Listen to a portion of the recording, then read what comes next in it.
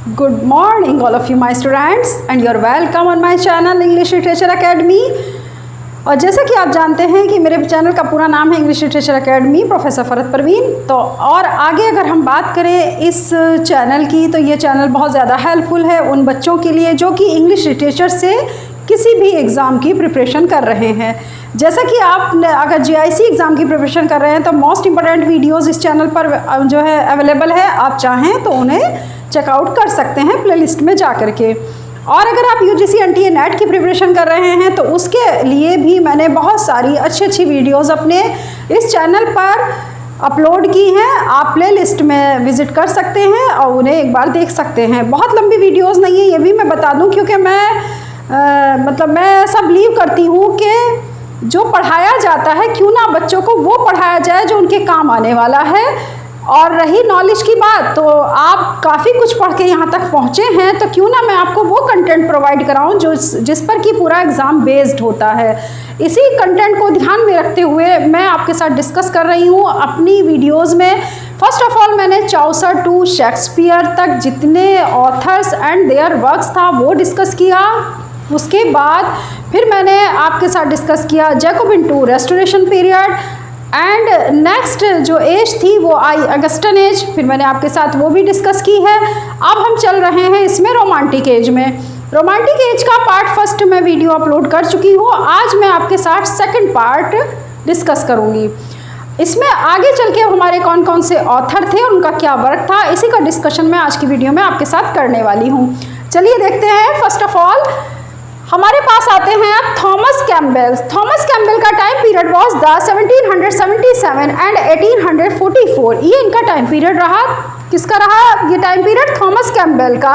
बात आती है इनके वर्क की, तो इनका वर्क है Lochiel's warnings plus the last man. Plus का मतलब नेक्स्ट से है, आप इस चीज़ को समझिएगा, जो बच्चे नए हैं वो भी इस चीज़ को समझे। प्लस मीन्स मतलब नेक्स्ट वर्क है। Lochiel's warnings plus the last man plus Gertrude of Worming and the next word was the Battle of Baltic and the next word या Mariners of England या Mariners of England next word and the next the Soldier's Dream and the next the Pleasure of Hope। ये ऐसा most important work है। Work तो हालांकि बहुत सारा है, मैं बार बार इस चीज़ को कह रही हूँ। जो भी ऑथर आपके साथ वीडियोज़ में डिस्कस हो रहे हैं उनका वर्क काफ़ी ज़्यादा है, लेकिन हम उसी को फोकस कर रहे हैं जिस पर की क्वेश्चंस पूछे जाते हैं या प्रीवियस ईयर के क्वेश्चंस पेपर का जब कंक्लूजन निकाला तो जिसके ऊपर क्वेश्चन ज़्यादा पूछे गए, हमने वही वर्क आपके साथ डिस्कस किया है। चलिए नेक्स्ट अपने राइटर देखते हैं। नेक्स्ट राइटर है हमारे पास Lord Byron. Lord Byron time period was the 1728 to 1824। ये लॉर्ड बैरॉन का पीरियड था, इसे समझिए। अब इनका वर्क क्या क्या है? Arts of Idleness first of all, second work English Bards and Scotch, and next Reviewers, and the next Child Herald, and the next The Gayur, and the next The Courtier, and the next Lara, the plus मतलब next Manfred plus Can plus Don John and plus Spaghetti Pieces and The Prisoner of Chillon। ये इनका most important work है जो यहाँ पर आपको इस video में देखने को मिल रहा है। किसका है ये हमारे लॉर्ड बैरॉन है, 1728 to 1825। Most important writer of the perspective NTA UGC NET के एग्ज़ाम के पर्सपेक्टिव में अगर हम इसको देखें तो लॉर्ड बैरॉन एक फेमस और बहुत ही ज़्यादा इम्पोर्टेंट राइटर हैं जिनको हमको पढ़ के जाना ही चाहिए। ठीक है, चलिए एक बार फिर से इनका वर्क देख लेते हैं। Arts of Idleness, next English Bards and Scotch, and the next is Reviewers, and the next Child Herald, and the next The Gayur, and the next The Courtier, the plus Lara, and the next Manfred, and the next Can, next Don John, and the next Spaghetti Pieces, and last The Prisoners of Chillon। जैसा कि आप जानते हैं कि जो most important work है वही आपके साथ डिस्कस किया जा रहा है। चलिए बात आती है पीबी शैली। पीबी शैली तो आप मुझे लगता है कि कोई ही बच्चा होगा जो इनका नाम नहीं जानता होगा इंग्लिश लिटरेचर में। एक famous writer, he was the famous writer and he was the famous ode written writer, जिनके द्वारा ऑड लिखे गए एक ऐसे राइटर हैं जिन्होंने ऑड को लिखा। तो तो आप इस चीज़ को समझिए कि ये ऑड राइटर भी हैं, यानी ऑड को लिखने वाले राइटर हैं, लिरिक्स हैं इनके काफ़ी मशहूर। तो आप इस तरह से इनको लर्न करेंगे। तो पीबी शैली हमारे पास इनके जो मोस्ट इम्पॉर्टेंट वर्क है उनकी बात कर लेते हैं। The necessity of atheism, the necessity of atheism. Next work queen मैब एंड द नेक्स्ट वर्क अलास्टर। ये भी मैं बता दूं, यहाँ पर ये अलास्टर है, स्पेस नहीं था लेकिन ये आर देखिएगा यहाँ पर लिखा हुआ है, अलास्टर। And the next work Lon and Sithna, and the next work The Revolt of Islam, and the next work Prometheus Unbound, Prometheus Unbound.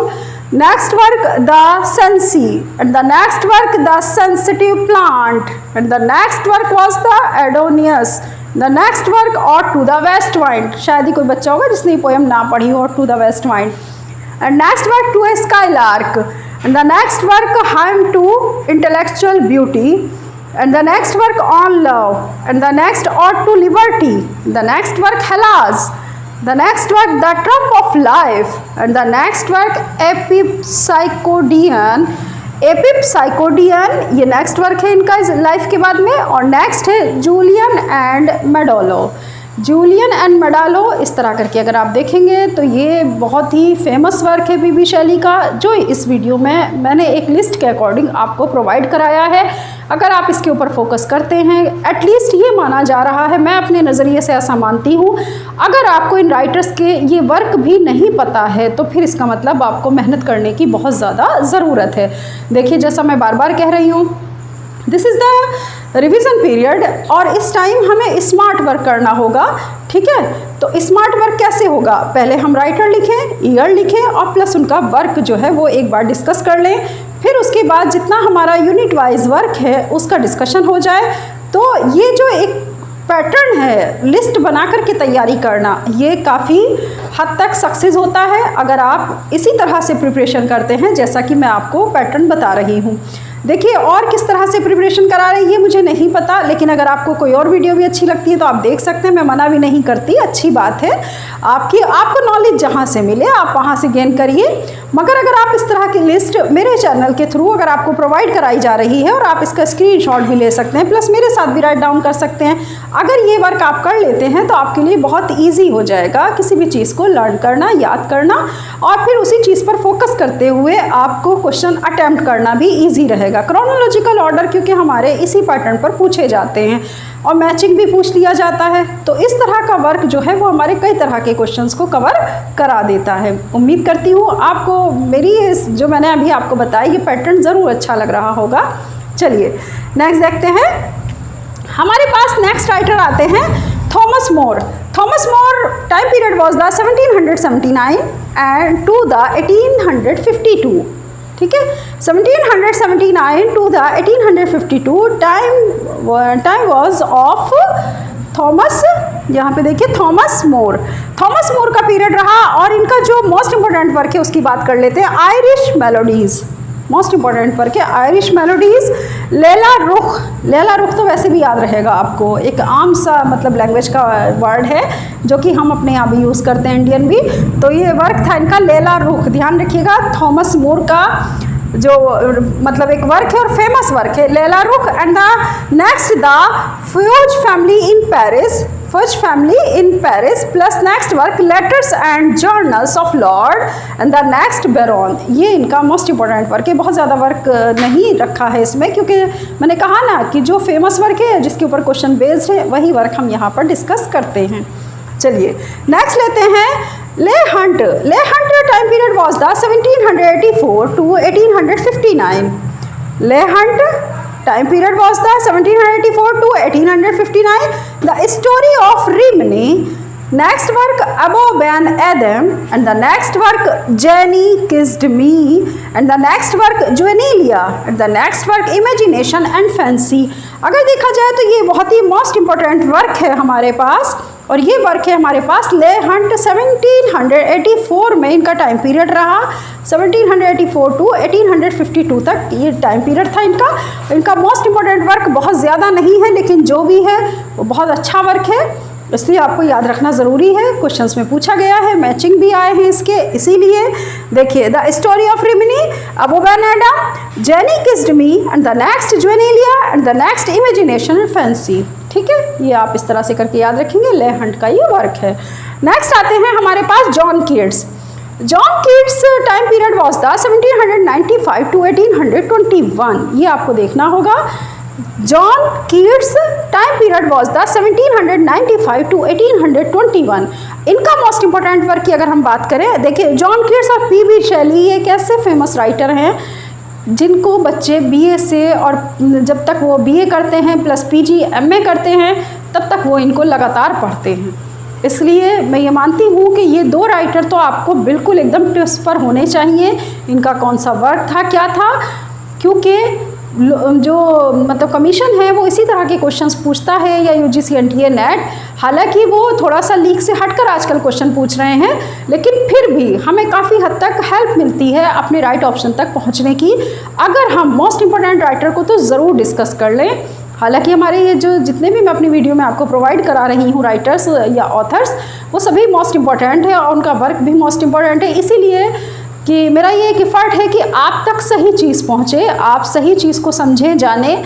जो बच्चे इस चैनल पर नए हैं वो भी इस चीज़ को जो है थोड़ा सा बिना स्किप किए पूरी वीडियो देखें, तो उनको लगेगा कि ये वीडियो वाकई उनके एग्ज़ाम के लिए बहुत ज़्यादा हेल्पफुल है और उन्हें कहीं ना कहीं वो कोऑपरेट करेगी अपने राइट ऑप्शन तक पहुंचने में। ठीक है, चलिए बात करते हैं हम अपने जॉन कीट्स की। John Keats time period was the 1795 to 1821। अब इनके वर्क की बात कर लेते हैं। On first looking into Chapman's Homer, पूरा नाम है ये, on first looking into Chapman's Homer.